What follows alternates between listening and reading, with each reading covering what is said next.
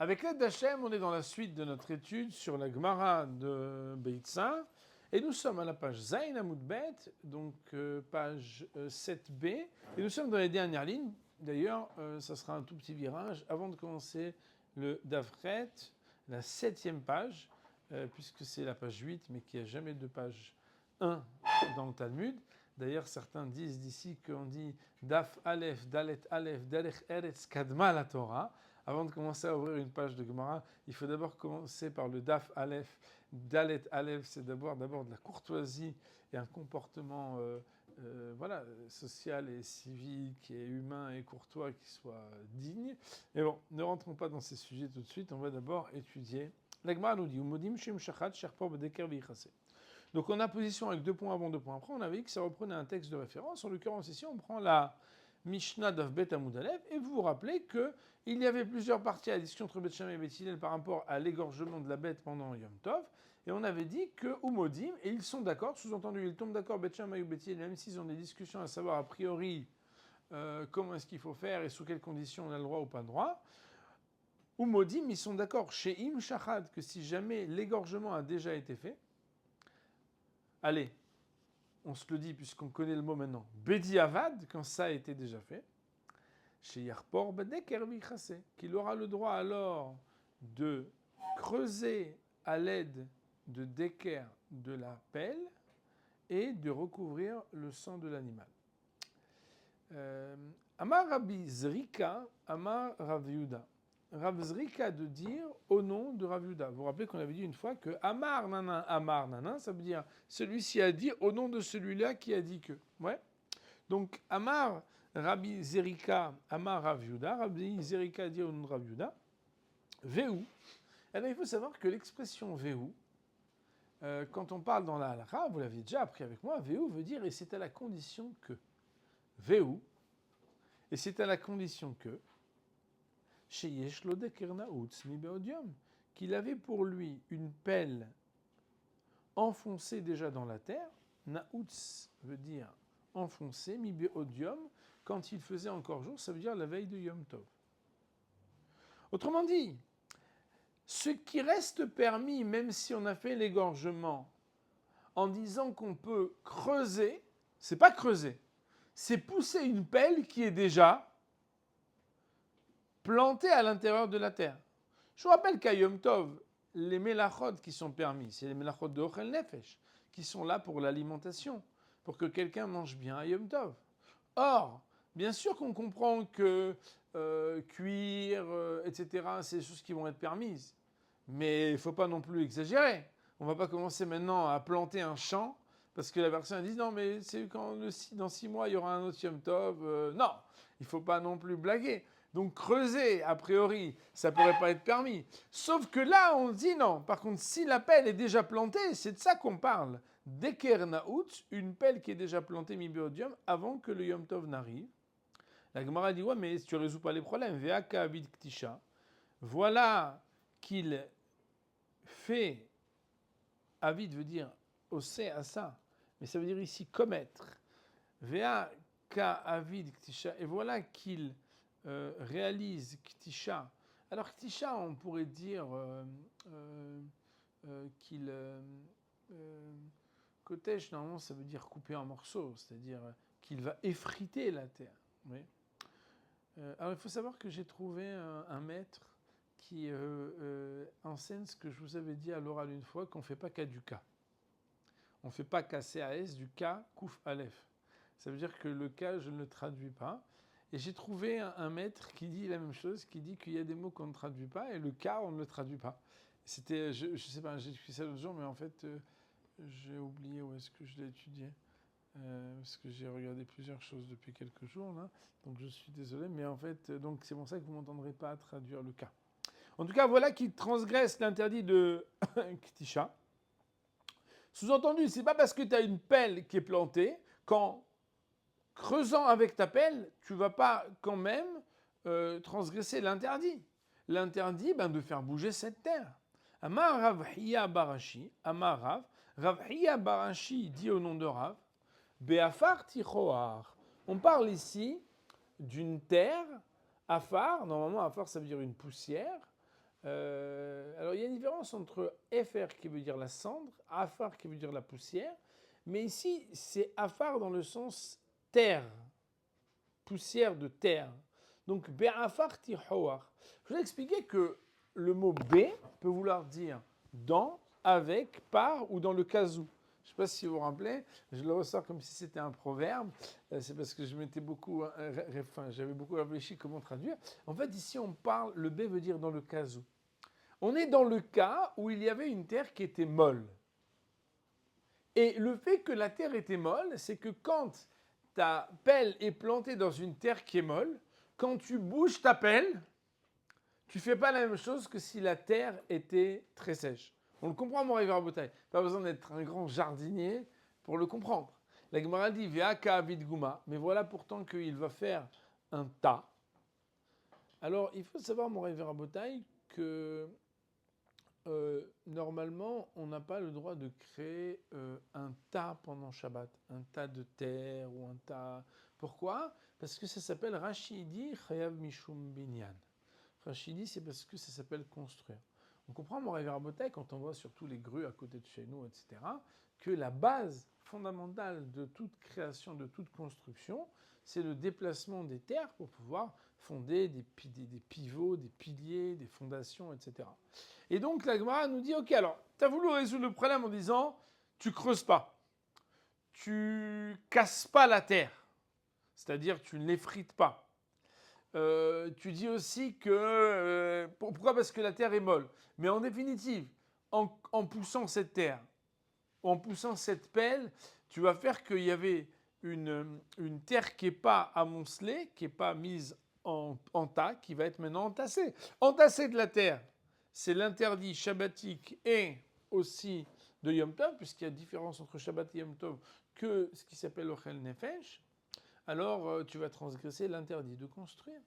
La Gemara, elle dit que des Rabbi Abba. C'est parce qu'on peut quand même le résoudre, réponse de la Gemara, parce que ça va comme Rabbi Abba. D'Ama Rabbi Abba, car Rabbi Abba a dit Achofer guma beshabbat venot sechel afara.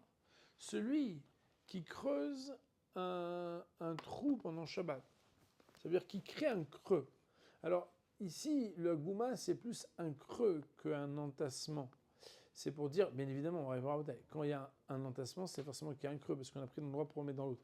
Mais par exemple, l'expression, par exemple, mashfe gumot be Shabbat, je ne sais pas si vous savez, normalement, si on habite, par exemple, dans un moshav, et qu'on n'a pas de sol, ça peut arriver. Bon, aujourd'hui, il y a comme des algécos, des trucs en plastique et tout, même dans les moshavim, mais il existe quand même des moshavniks qui vivent encore sur la terre d'Israël, on va dire, c'est-à-dire la vraie terre.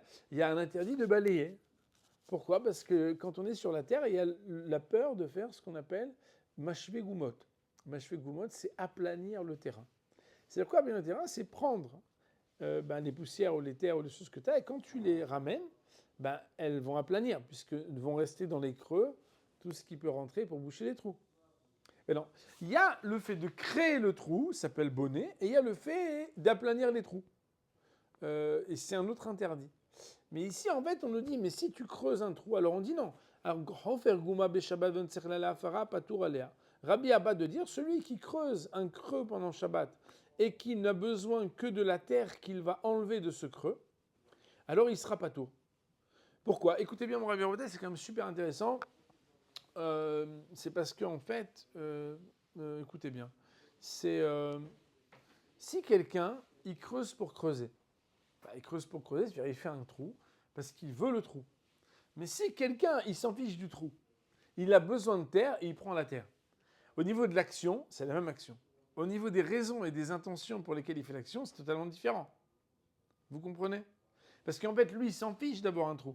Idéalement, basically, il aurait même voulu avoir de la terre sans faire de trou.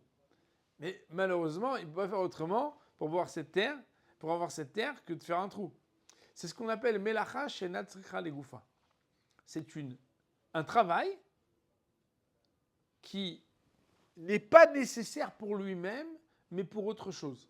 On va dire qu'il y a une référence classique d'interdit shabbatique, c'est faire un creux pour construire. Quand tu fais un creux pour construire, c'est que ce qui t'intéresse, c'est le creux. Peut-être que tu feras quelque chose de la terre, mais toi, ce que tu veux, c'est que le trou soit fait. Creuser un trou pour que le trou soit fait, c'est un interdit. Mais creuser un trou par ricochet de ce qui t'intéresse d'avoir la terre du trou, mais tu t'en fiches total. Alors à ce moment-là, ça s'appelle Melacha Shenatzra Legoufa. C'est que, au niveau factuel, le résultat est le même. Au niveau intentionnel, tes intentions ne sont pas associées au travail qualifié comme interdit le Shabbat, parce que ton intéressement est différent. Rabbi Abba nous dit, celui qui creuse un creux pendant Shabbat et il n'a besoin que de la terre du creux, sous-entendu, et pas du creux lui-même, Patour aléa, il sera patour. Nous dire un chakadosh, je vais à Ka'avid Gouma Bechea Mishum Binyan. Voilà quand quelqu'un il fait un creux, alors même si la terre elle est molle, il va être engagé et responsable parce qu'il a fait Binyan, c'est-à-dire qu'il a transgressé l'interdit de construire Shabbat et Yom Tov. Patour aléa. Il dit le Rav que ça va comme Rabbi Abba, qui Rabbi Abba, qui est le Mfaresh Tamam Perikamed Chagiga, comme il explique sa raison au premier chapitre de Masechet Chagiga, du traité de Chagiga, de Kevan de Notzech la le'afara velo leguma, car puisque il n'a pas besoin de sa terre, et non plus du creux, et no bonnet velo horesh, il ne s'appelle ni transgresser l'interdiction de bonnet, de construire, ni l'interdiction de horesh, on pourrait dire labourer. Vous savez, quand on fait des traits par terre, enfin des creux par terre sur la terre, ça s'appelle l'interdiction de labourer. Et là, mais calque. Seulement que lui, il a créé un dommage, puisque c'est ça qu'il a fait en fait. Mais quand tu crées un dommage, t'es pas chayav, t'es pas tout.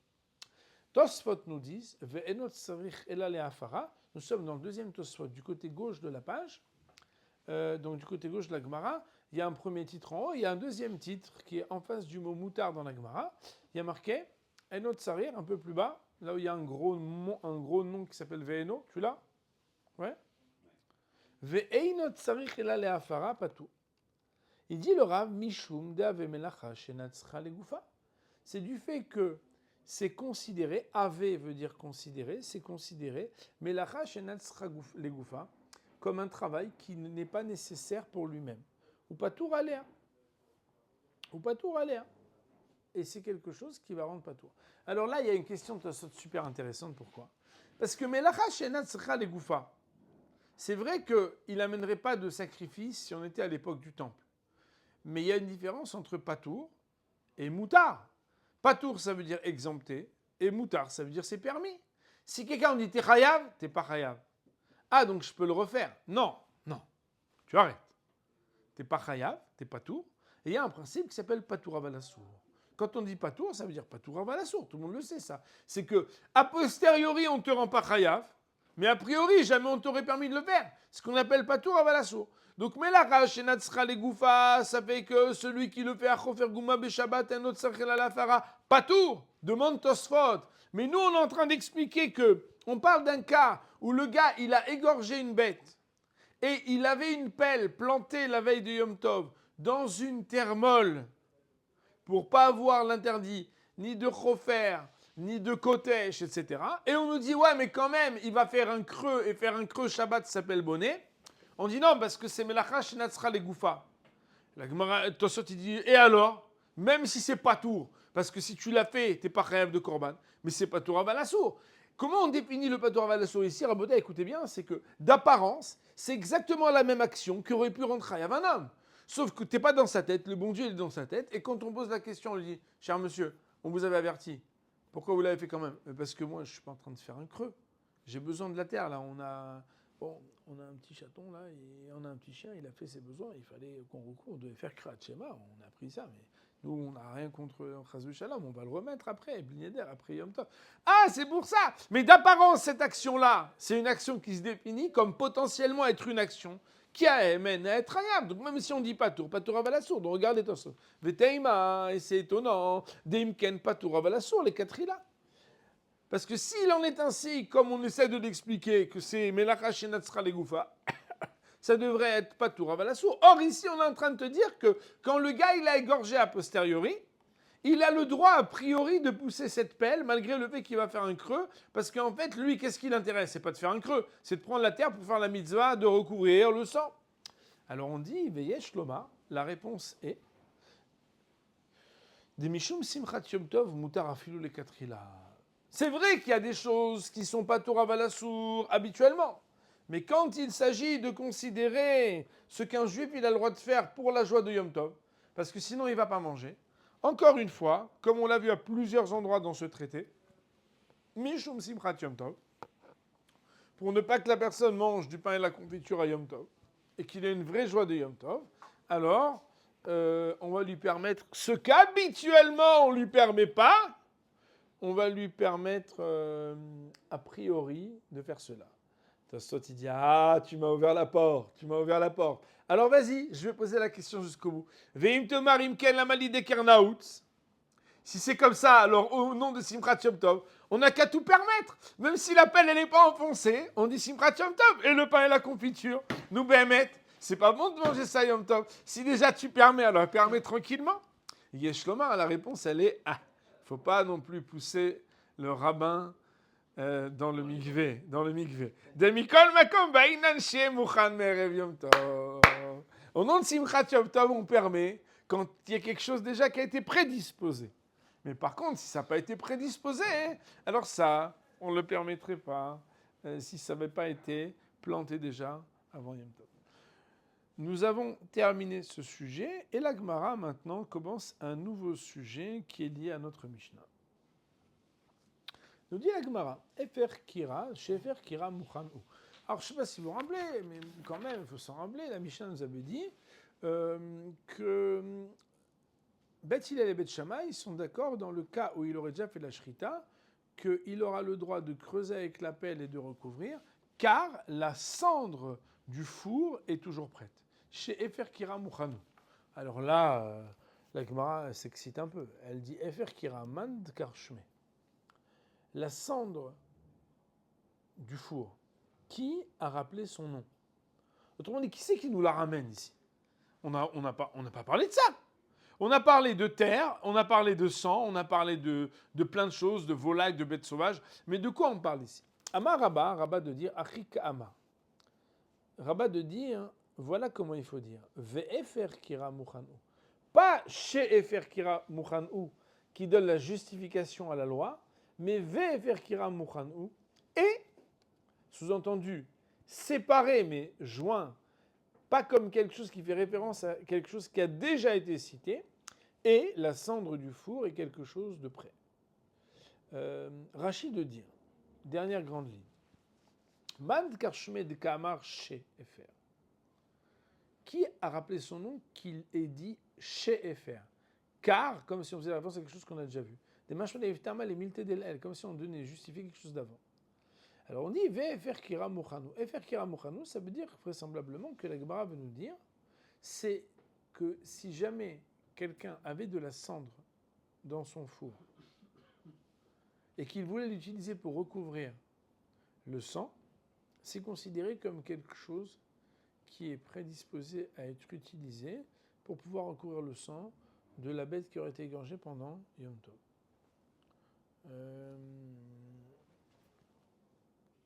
La Gemara nous dit Amar Rav Yehuda, Amar Rav Yehuda de dire au nom de Rav, Loshno est là, ils n'ont enseigné que dans le cas, chez Usak Merev Yom Tov, d'un four qui a été fourni à la veille de Yom Tov.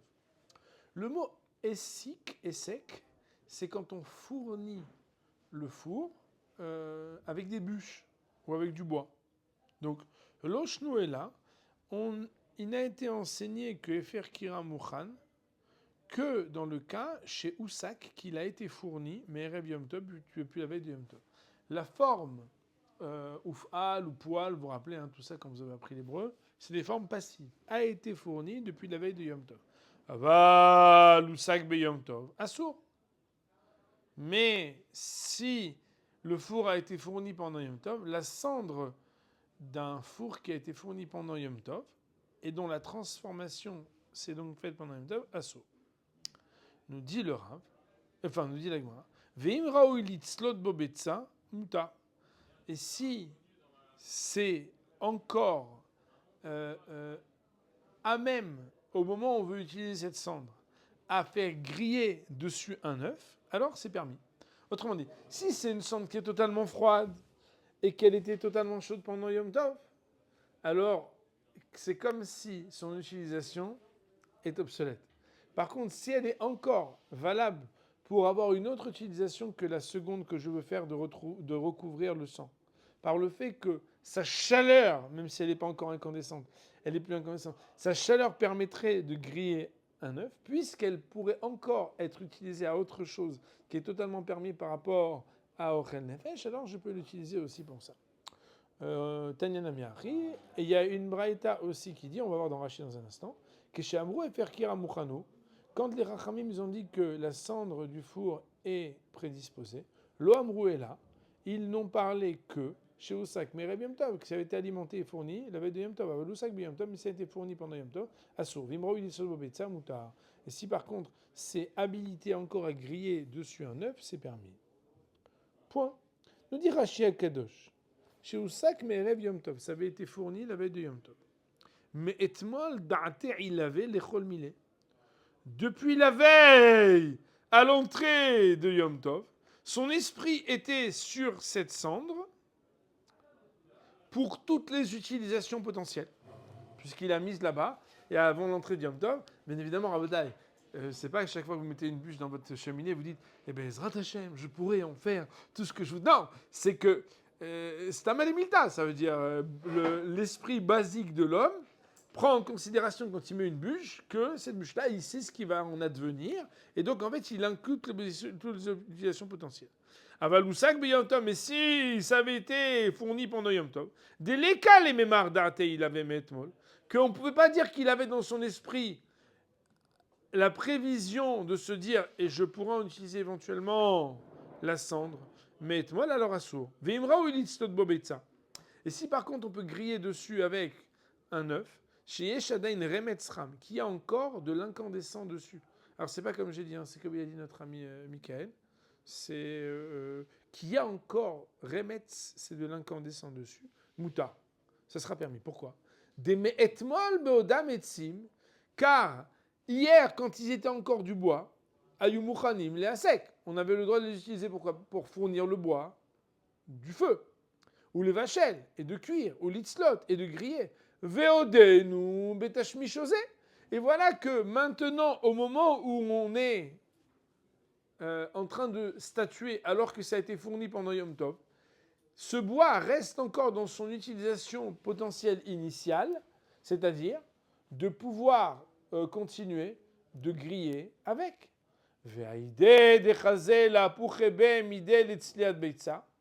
Et puisque, et au passage, que c'est quelque chose qui est rasé, qui est raouille, de pouvoir retourner dessus quelque chose pour griller un œuf, ça veut dire qu'en fait, si tu fais un peu comme ça là, tu peux mettre un œuf dessus, il y a un peu encore d'incandescent. Shakilenami, au manahle aladam, il a le droit de le prendre et de le déposer aussi pour faire la mitzvah de recouvrir le sang. On va dire pour aujourd'hui, Baruch Olam, Amen ve Amen.